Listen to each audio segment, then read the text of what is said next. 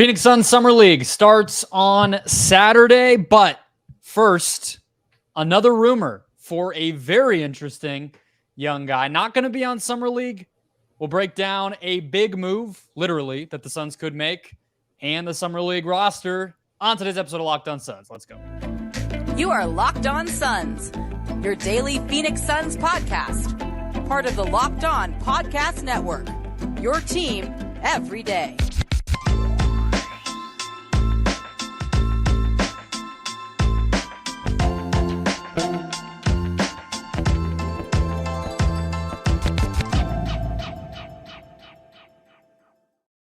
We are back. This is Locked On Phoenix Suns. We're part of the Locked On Podcast Network, and I'm your host, Brendon Kleen, a credentialed media member covering the Suns for the past 6 seasons, a writer at Suns.com, and the host of the Just Basketball Show, wherever you get your podcasts. A big thank you for making Locked On Suns your first listen here on this Friday to get you ready for Summer League. Continue the off-season coverage. We're free and available everywhere. All you got to do is hit follow or subscribe. Search Locked On Suns on your favorite podcast platform, including YouTube.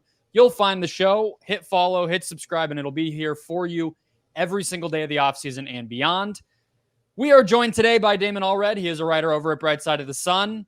I have a rant about Summer League. We're going to break down some of the interesting young players. We'll get to all that in a second. First, though, today's rumor of the day came early. I don't know what it is for the gentleman who gave it to us, John Gamadoro. He, I think, is in somewhere in Europe, but continuing to feed us nice little tidbits. And he said that the Suns are interested in Bol Bol, who the Magic initially opted to bring back and then eventually cut, and he is now on the market. Damon, let me just get your thoughts off the top of, it would mean cutting somebody, but we know it could be Ish Wainwright or Isaiah Todd, who we'll talk about later. I don't think that would be the end of the world. What do you think of adding Bol Bol as kind of the last roster piece to this Suns team if it does indeed happen? Yeah, so as far as roster building, getting to 15 by opening day and all that, I think the first thing to note is that the Suns can have more than 15 guys for a while. And I wouldn't mind Bol Bol being in that mix and seeing how he does in training camp and all that, seeing how he handles the other or the rest of the group, as well as the scheme that Vogel wants to implement, and just seeing how he takes to it. And if it works out, then cool. It's a high reward type of risk. And if not, then you can just cut ties with him immediately and not really have to worry about it probably. So I think it's smart to look into at the very least. Yeah, I guess I'm a little more, I don't know if optimistic because I'm not his agent or anything, but I expect him to get a contract somewhere.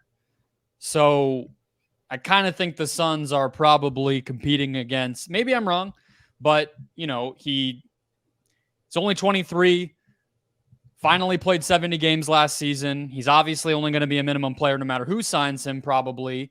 And 7'2" with the huge wingspan and the physical gifts are very clear. So I sort of think the Suns are maybe competing with other teams, and it might be a matter of giving him a guaranteed roster spot. Would you do it if the only way to get him was to give him guaranteed money in the next week? I'm not so sure about how I feel when it comes to guaranteeing things like that, but just because, the type of atmosphere I want throughout training camp is sort of everyone competing for spots in the rotation and spots on the roster. I think competition breeds production and breeds just a better overall, combination of guys. And so I don't like the idea of guaranteeing anything, truthfully. Okay. I mean, Yuta Watanabe has a guaranteed contract, so it's somebody gets it, but I get what you're saying. Role players, you can kind of more easily fit in alongside the stars. I think it'd be a lot harder to find ways to put Bol Bol next to the big three than it would be to put Yuta next to the big three. And so that's where that comes from. That makes perfect sense. So to give people the background, although I know he's an object of fascination for people, I'm not exactly giving details of a player you've never heard of, but statistically pretty interesting season last year. 83% at the rim, 5.5% block rate, a little over 2 offensive rebounds per 100 possessions, all the stuff you would expect a person his size to be able to do on the basketball court. He did. And again, finally stayed healthy, played 70 games and gave them a lot. On the other hand, I don't want to say gave them a lot, had some flashes and at least was able to be on the court and especially on the defensive end, be close to neutral, if not a positive. He does turn the ball over a lot and has not really ever had the 3-point shooting flash in a real way, which was one of the things that made him so interesting dating back to Oregon and, the draft and everything else. So never really played with Denver. And that's kind of where I come down in terms of why I would be skeptical, although the fit with the other guys is hurt. I mean, I honestly, Damon, I kind of feel like if they did decide to bring him on, they would never say this, but I think it would be like, a 0.5% chance that he becomes a future starter at that spot would be kind of the thinking. Like, I think you're right that it would not necessarily be with the intention of like, all right, that's our, 82 game backup center, but it's like, could that be like our 2026 starting center or like our 2025 starting center? Maybe. I don't know, but he left on questionable terms from Oregon, Denver, and Orlando. And so that's kind of where I would come down on it being why I would be hesitant. Like, I think the Magic were kind of a perfect situation for him because they were young. Everybody sort of gets to handle the ball there. So he got to do some of that, which is part of what makes him a unique talent. But I just don't know if it's necessarily worth the risk of the injury that could come, or if there are behind the scenes issues, which have always been kind of rumored. Obviously, I'm not in any of those buildings, but if that became an issue, I just don't know if a player like that on a championship team makes a ton of sense. On the other hand, Gambo has been pretty right about a lot of the expected targets. So I don't think it's nothing. I just don't. I wonder what their intentions would be if indeed they did bring him in, even if it was just for a camp spot. Like, that's still kind of a big thing. He's there. He's going to get coverage. Like, people are going to pay attention to this. So it makes me think that they are pretty interested in his talent, maybe more than even you or I would be. Yeah, it does seem like there's an element of creativity there, at least from Vogel and his staff, to wanting to bring in a guy like that who's not your orthodox center, as opposed to the DeAndre Aytons and the Drew Eubankses, who are more of those traditional guys at that spot. I mean, I think that the one part where it does make sense to me, and I don't know how high or low you are on like the Eubanks or Metu additions as far as like playoff guys or anything, but they did go pretty small at the backup center additions. I mean, Eubanks and Metu are both pretty good athletes and like they can play bigger than their size. I think I still have some questions on what their role might be come postseason time. That's a long way off. So I get like, hey, let's try. We have 2 6'9" dudes. We have a 6'11" guy. Let's try a 7'2" guy and kind of at least cover our bases and give ourselves options just to plug in and see what makes the most sense with the rest of the talent. But I kind of feel like Bol ends up on a bad team again, or a middling team where he can actually play and somebody can take a longer look at him. I agree. I don't know if it makes sense to throw into the middle of this Suns superstar experiment thing that we have going here. Yeah, one thing I will say is last year, most of his 30 or so starts came in the first third of the season, which was before the Magic really found their footing and started to look more like a solid team down the stretch of the season. Plus, like, there were a lot of losses in that early parts. I know there was a 6 or 7 game win streak for the Magic, but all in all, just kind of a patchy group there at the beginning. And another thing I don't like is that even in those games where he was getting a lot of run and a lot of shot attempts, it was only less than 1 assist per game on nearly 2 turnovers per game. Yeah. And so that's just a little troublesome for me. Yep. Definitely still a project. I mean, he is only 23, but at some point it starts to stop being only, right? Like 23 is not exactly 19. So, probably has to show something soon, even more than he did last year, in order to really become even a rotation player in the NBA, let alone a starter like I was gesturing at a second ago. But let's break down players that are actually on the Suns, players who will finally get to see, and a summer league that I think, more excited for than anyone since DeAndre Ayton played, which was 5 years ago. So I'm excited. Let's break down the 3 biggest players on this team, as well as some flyer guys, long shots, interesting names who may or may not be contesting for two-way deals, or as Damon pointed out, a competitive opportunity in training camp. First, today's show brought to you by BetterHelp.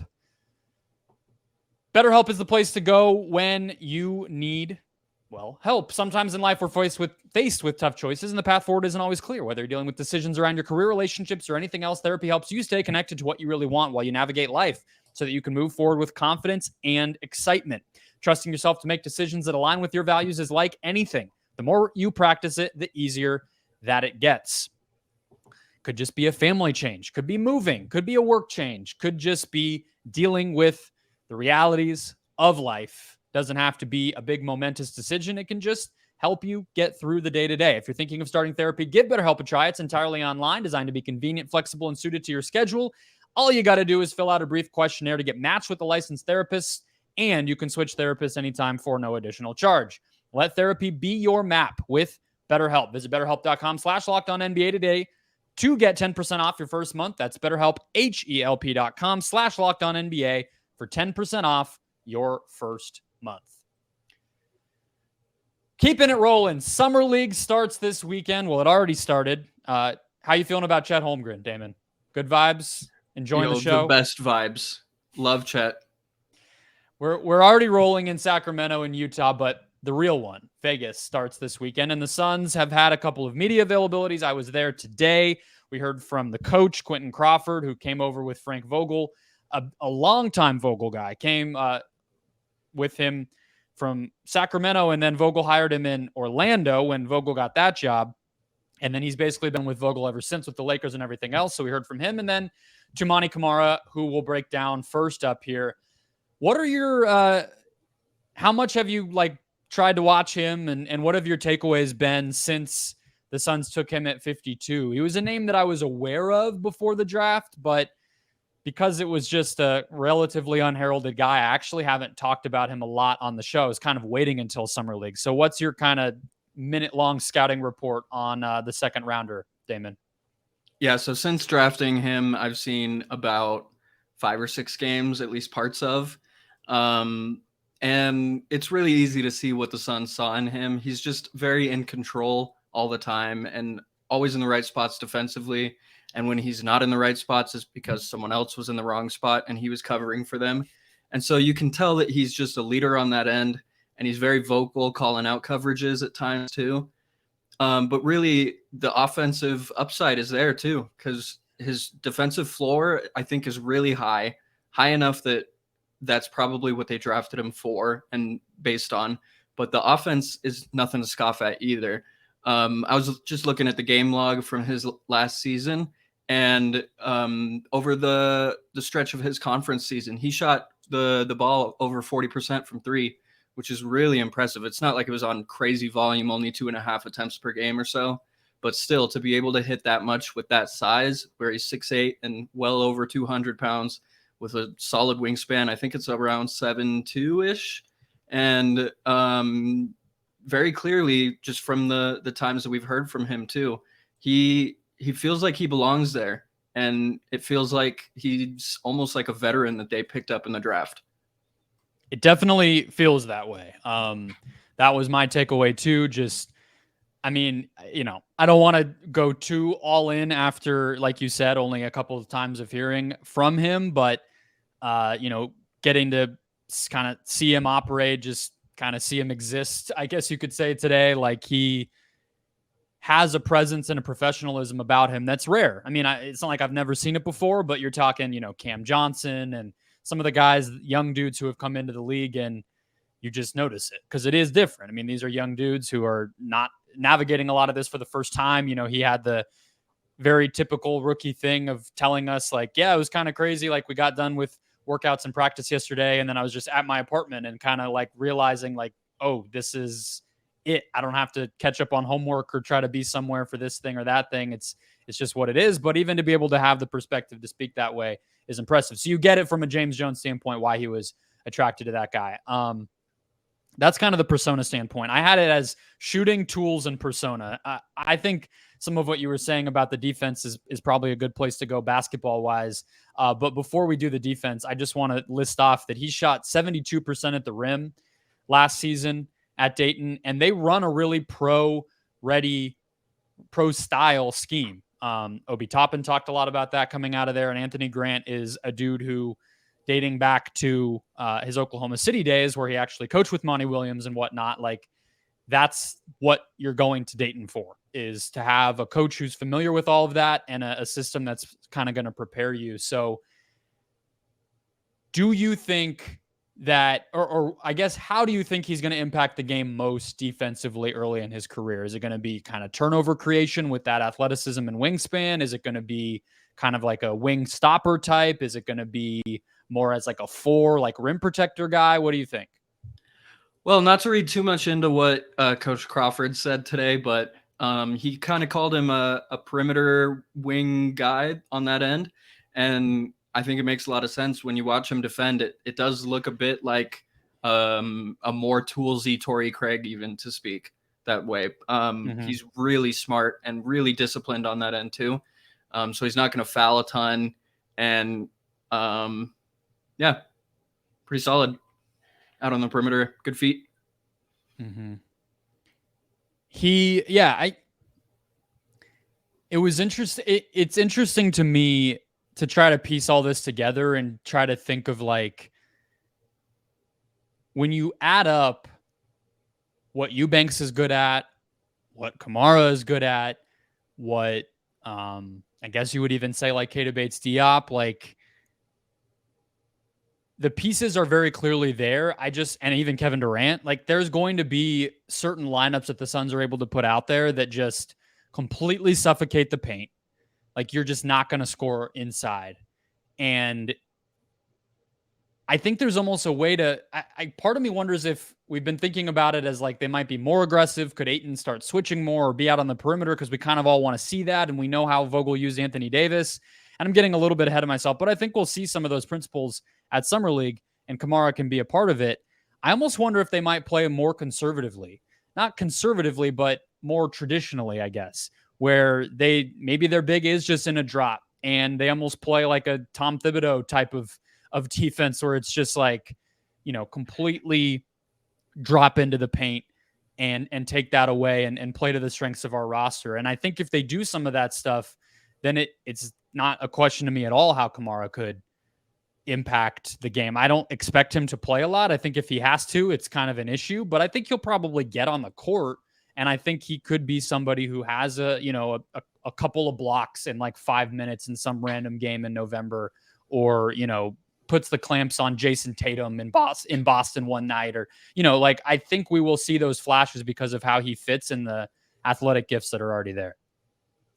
Yeah, Vogel's been known to play some no middle defense too, and I think that's where Camara can shine as well, just because you're using that big body and the combination of the light feet to really use that to his advantage and force opponents outside and to the baseline even. So I think that's one direction that they might go as well in the Summer League, especially when you have not a ton of really true bigs. I guess Trey Jemison might be the only one. Yeah, a lot of guards. Yeah, a lot of guards and a lot of 6'9" forwards. And yeah. All right, let's go to offense real quick. As I mentioned, he did shoot 72% at the rim, which is just a nice number. I mean, for comparison, didn't Brandon Miller shoot like sub 60%? So, even in college, these things are important to track. I watched him shoot, like I was just zeroed in post practice when we were let in for like 20 minutes. I was just watching him get up threes, and it honestly, it just feels like something where when he can put in like an extra 10,000 hours on top of what he probably already has, considering he's been in college for a while and he's been, playing high level basketball for the national team and prep schools and AAU for a while. Like when he gets in with the player development team, I just expect it to improve because he already shot a respectable, like 34 and then 36 or something. I think you just said the numbers, his junior and senior years at Dayton. So I don't know why he wouldn't continue in that trajectory. It's like a little bit of a low, like initial kind of shooting pocket where the motion starts sometimes. And sometimes it's a little bit of a delayed release where it gets a little wristy at the top. and that kind of leads to some weird, off the side of the rim types of misses. But when the flow is there and the consistency of motion is there, like, it's as pretty as any shot you would really need for somebody who's going to just feast on pretty much wide open threes and has the ability to affect the game offensively in other ways too. So what do you think of the shooting, and the other part of it being he was not a great free throw shooter, just to kind of put that out there? That's one negative indicator if there is one. Yeah, so the year-over-year growth, starting from when he was next to Anthony Edwards at Georgia, we're going from 17 to 26 to 34 to 36% from three, which is just incredible development. And it's as the volume is steadily increasing as well. So it's not like it is just happening on a couple attempts. To speak to the free throw percentages, it's not as much of an end-all be-all for me as it is with other evaluators. It is a little concerning that it was just 63, 62, 60, and then 67. Obviously not a ton of growth there. But I think that as long as it can be passable, like you pointed out, he's going to be feasting on these open opportunities. And one of the concerns that I've had with the shot is that it's a little bit slow, but that's fine when you're 6'8", and it's fine when you're going to have as many open shots as he is. Like, you don't need to be lightning fast like a Steph or like a Klay Thompson if you're going to have like 4 seconds to shoot, Yeah, absolutely. I mean, like, I think we have to adjust our parameters for, I know a lot of these numbers have been going around already of like how good all these guys are as corner shooters or wide open 3-point shooters and catch and shoot.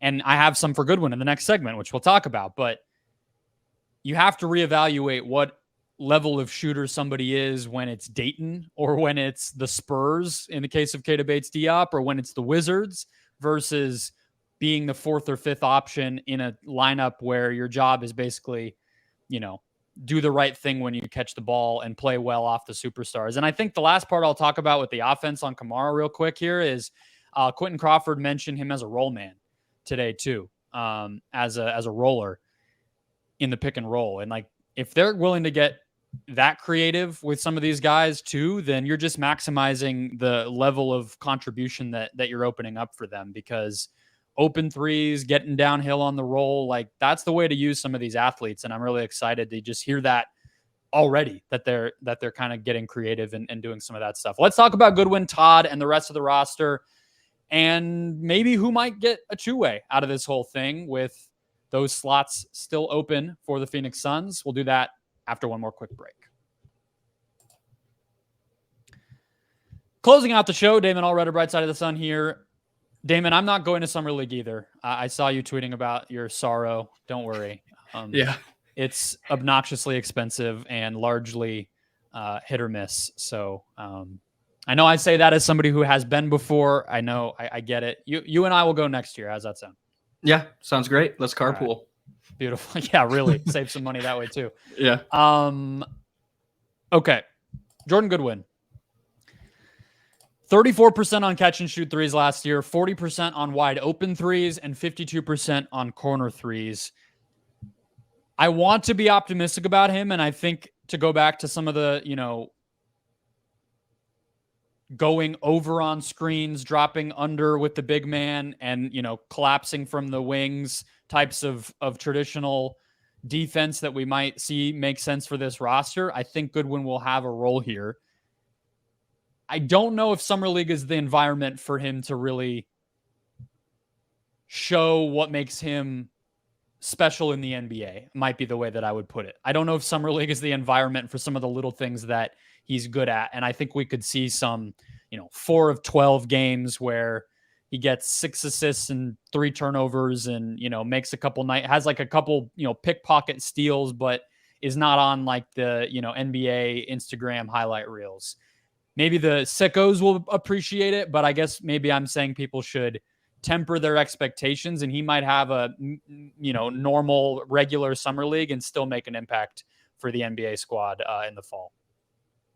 Yeah, he's not going to look like Keegan Murray out there scoring 41 points. Yeah, right. I think that where he will thrive, though, is just the ways aside from shot making. I think he'll look like a a pretty patient guard and be able to be a good leader in that way. But on defense too, like you pointed out, and then maybe get to the rim some. I know he's a solid rim pressure guy, but yeah, we got to temper our expectations for what he'll do at the Summer League also. I should have looked this up before. I don't think he's played Summer League. Oh, he has. He's played it twice. I made that up completely. All right. Let's see what he did. Yeah. 6 of 20 from deep over his 2 years at Summer League. 26 of 65 total from the field, and then 18 assists to 10 turnovers. So he's going to be a real interesting test, though. You know, I think that as excited as people are, and like I just said, I'm on board with some of it. I want to see how it looks outside of Washington and outside of stretch run tanking team basketball. You know, I just want to see it. I'm not even like throwing doubt on it. I'm just a little bit curious what the impact is and production. And if he maybe just very clearly during Summer League and preseason, it's like, oh, he took another step. Okay. Like, and then, you know, there we go. But it'll just be a matter of watching it. Isaiah Todd, the more I think about it, think he's either going to be on a two-way or not on this roster. And it's not even about how he plays. I just think he might be the odd man out. And I think it's like, if you can get him from Washington in the Beal trade, why not? But it doesn't seem like he's shown much since coming out of high school to get super excited about. And this is a nice opportunity for him. I'm not trying to take anything away from his talent. I obviously am not the dude who's watched the most Isaiah Todd on planet Earth, but with the goal being winning a championship, and if a better opportunity for that roster spot comes along, I just think the Suns will take that. And so I guess this means Summer League for him is a pretty big moment. Yeah, trying out for other teams.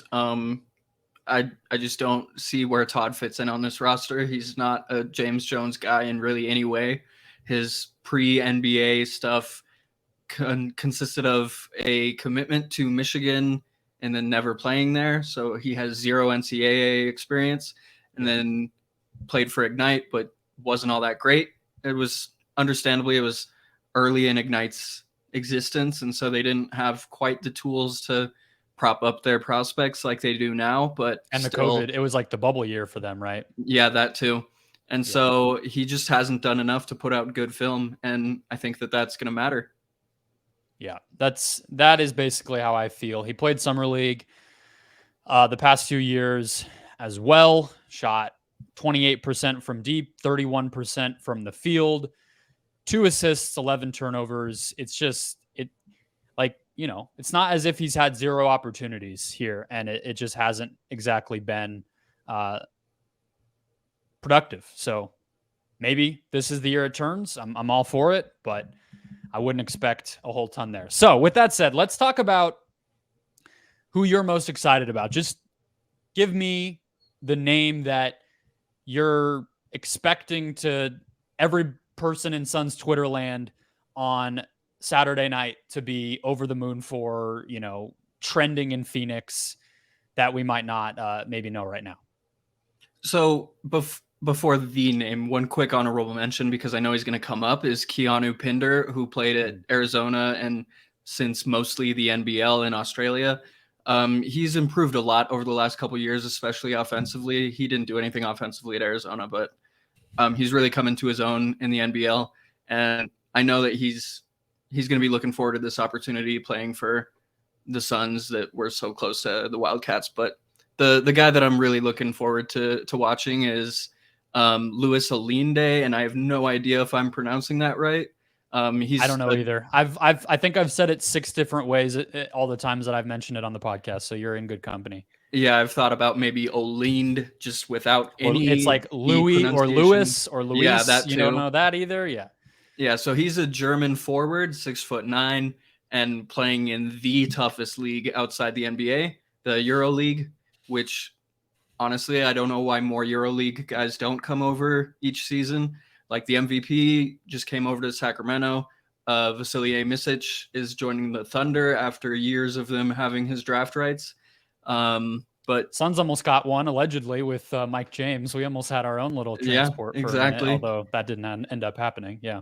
That's Eastern Arizona College's very own Mike James to you. Yeah. Shout out to Baxter Holmes, who wrote like a very deep feature for somebody who, all things considered, never mattered in the NBA when Mike James came over. He just happened to be in Phoenix, and like Mike James got a write-up on like the front page of ESPN.com that Igor Kokoshkov year when Mike James was around. But yes, back to Olinde, who may actually be a Sun this year. Yeah, so his numbers were really impressive playing in the EuroLeague. He played for Alba Berlin, which is in Germany, and because the city Berlin is in Germany, and he shot 39.1% from three and 68.9% at the rim, which is just a wonderful combo for a 6'9" forward, especially when you're going to be in positions where those are open shots. Yeah, he's the one who I read your kind of brief write up on everybody on Brightside when you posted it, and it seemed like you were most intrigued, and it backed up what I was thinking. I mean, he has like a 3% block rate and, just good turnover creation numbers over there. The 3-point shot has similar to Camara, like just very kind of rapid ascent as a shooter the past couple of years, which makes sense because he's 25. So he's coming into his prime. He's always been a good free throw shooter. So just statistically, the indicators, the at rim stuff, which you just mentioned that I had not heard before, all of it is solid. I mean, these are the types of guys. Are you ready for my rant? It's time. We're 31 minutes in. I didn't want to bother anybody with it at the beginning. But didn't want to bury the lead. Yeah, exactly. Well, I did actually want to bury the lead. Bol Bol was the lead. The Bol Bol lead. This is the secondary one. No, like these are the types of dudes who the Suns should have been bringing in the past 3 years. Like it feels like the organization was legitimately trolling Suns fans the past 3 years with Summer League. I honestly, honest to God, I guess 2 years, right? Like I genuinely don't get what the goal was with any of what they were doing. I understand it, let's like feature Jalen Smith and up his trade value. But then you didn't even trade him. So it's just like, or you did, but 8 months later. And then Ish Wainwright, it's like that's not what Ish Wainwright's game is. So we all knew that he wasn't gonna score 40 a night and be the Summer League MVP. So it's honestly like it's a waste of everybody's time, including the coaching staff who went out there and the players who got brought in. Like none of those guys amounted to anything, and we knew they weren't going to, and it just felt weird. And so I think this roster feels much more like these guys could seriously get two-way spots, could come to training camp. We could hear their names again, in the future on different teams, and that's how it should be. So I like it. I don't know if you have any thoughts on that, but I also want to hear what you think of Hunter Hale, because he's the other one who excites me. And I feel like as just sort of a wing shooter, guard shooter, more like, he could easily make the NBA just with, 36% and 38% from deep the past 2 years overseas in a pretty competitive league too. Yeah, Hunter Hale was actually the second name I was thinking of behind Olinde. And he, coming from maybe the second best league outside the NBA, is the Adriatic League, where it's just so tough and so competitive over there and so physical. And it's where guys like Dario Saric came from. So shout out to him. And he really, really produced on really high volume from three there. Shot 37.9% on 7.1 attempts, which is just insane. And when you look at where it's coming from, it's like running around off movement, or it's pulling up from deep, and it's just very difficult shots that he's getting and making them quite often. And he's got a positive assist to turnover ratio, still gets about 1.3 steals per 30 minutes per game. And so I think he's got a lot of the pieces that would fit this roster. Who do you think starts? It's just a complete guess, because we don't know how the coaching staff feels about any of these guys, but like, who would you want to start? Let me put it that way. Yeah, I haven't thought about it very much at all, but just off the top, I would probably start Marcus Carr, just because very high volume points and assists guy. And then I would start, of course, Goodwin and Camara. So that's three. Olinde. And probably Jemison. Yeah, probably Jemison, Hale if they want to go smaller. I would love like a 3-guard, 5-out lineup. Let's get crazy. That sounds fun more than, Jemison seems like a pretty talented guy. Yeah. Yeah. Jemison does seem talented, and we know they worked him out pre-draft. Maybe it was just sort of a favor to the agent, knowing that he would come in for summer league. Maybe he's on their radar for a two-way. I mean, again, size is something I would anticipate we continue to hear rumors of. I know the Suns can't get buyout guys or anything like that, so maybe it is just the rest of the summer. But Jemison's not a guy to overlook either. But that will wrap us up. Oh, go ahead. Too, by the way, he dunks the ball so hard. Yeah, what are his numbers at the rim? I don't even know what college he went to, so I can't look quickly. He went to UAB, but I don't have his numbers, unfortunately. Synergy's been down. Let's see if I can get him quick. Here we go. UAB on Hoop Math. Trey Jemison, 74% at the rim this year. Wonderful. Good stuff. Yeah. All right. Damon will have coverage over at Bright Side of the Sun. I'm sure I will have coverage here. Brandon Duenas, I imagine, will be recapping game number 1. For maybe a Sunday show if we decide to really go bonus instant reaction with it. Otherwise, Monday as usual. So hit follow or subscribe wherever you're finding the show. We'll be here every day throughout the off season and beyond. And I will catch you guys next time.